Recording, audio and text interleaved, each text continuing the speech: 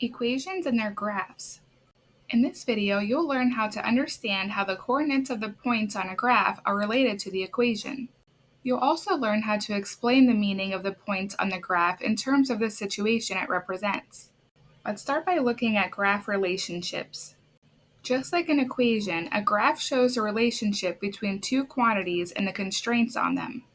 Each point on the graphed line represents a possible combination of values that could be solutions to the equation.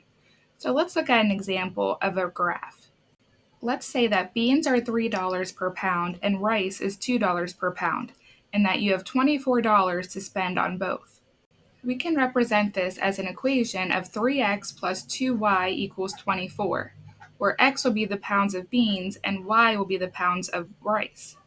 This graph also represents a relationship, so the x-axis represents the pounds of beans and the y-axis represents the pound of rice.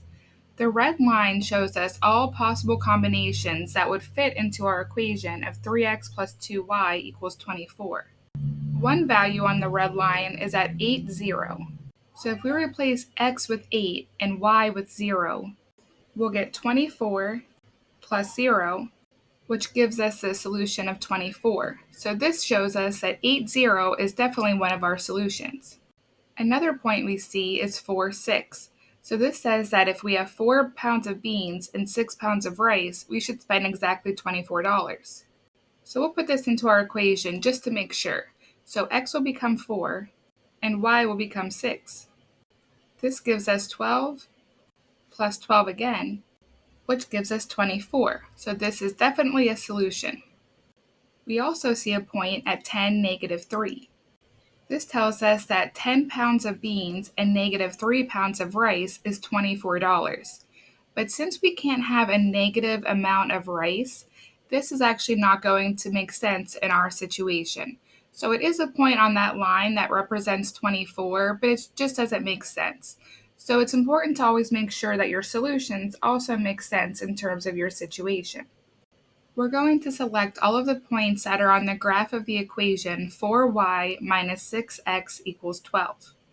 We'll start with our first option of negative 4, negative 3.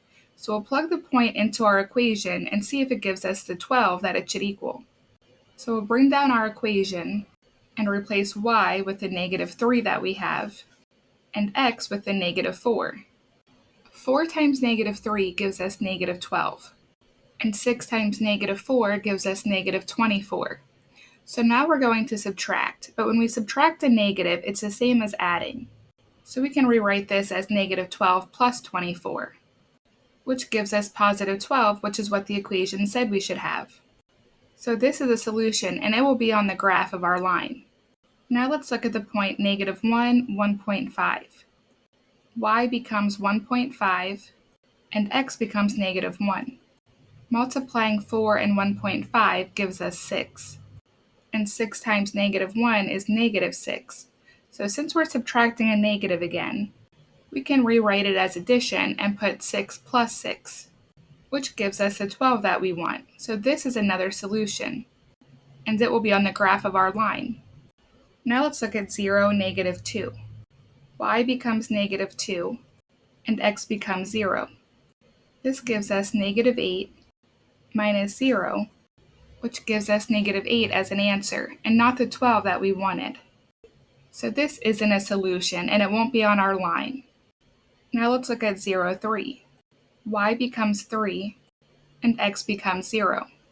This gives us 12 minus 0, which gives us 12. So this is another solution, and it'll be on our line of the graph. Let's try our last one at 3, negative 4. So y becomes negative 4, and x becomes 3. 4 times negative 4 is negative 16, and 6 times 3 is 18. When we subtract negative 16 and 18, we get negative 34, which is a lot lower than the 12 that we wanted, so this is not a solution. Let's look at another example. Here's a graph of the equation x plus 3y equals 6. Which of the points represents solutions to this equation? So we'll look at each point, and instead of plugging them into our equation to see if it gives us 6, We can just see if it falls on the line that we're given. Let's start with 0, 2. We see this one falls on our line, so this is a solution to our equation. Now we have 0, 6. This is higher than our line, so this is not a solution. Next we have 2, 6. This one does not fall on our line either, so this won't be a solution. Now let's look at 3, 1. This one does fall on our line, so this is a solution to the equation. Next we have 4, 1.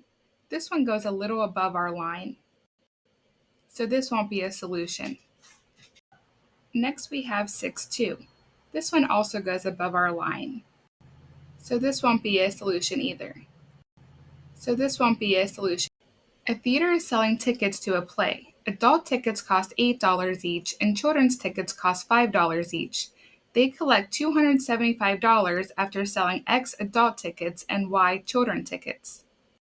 Here's the graph that represents this situation, where adult tickets are on the x-axis and children tickets are on the y-axis.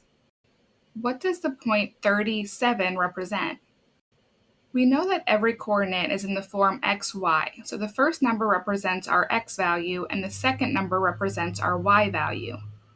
Since we called x the adult tickets, this tells us that 30 adult tickets were sold. And since we called y children tickets, this tells us that 7 children tickets were sold. Let's recap what we've learned. Like an equation, a graph can give us information about the relationship between quantities and constraints. Two variable equations can be represented by a line on a graph. Each point on the line is a pair of x and y values that make the equation true.